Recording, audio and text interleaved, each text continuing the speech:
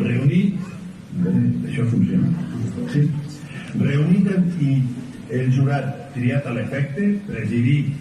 per Carlos Galiano Llorens i com a vocals Esther Cabanes García, Julián Caravantes Cavaloyes, Jorge Font Hernández,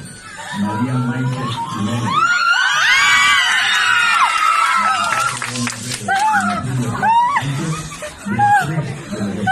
de liberación, de conformidad amb l'article 71 del vigent reglament faller i en representació de la Junta Central Fallera, tenen l'honor per unanimitat de proposar-li que tinguin la Major Infantil de València de l'any 2023 i que és el que passamos a Mamá, mamá.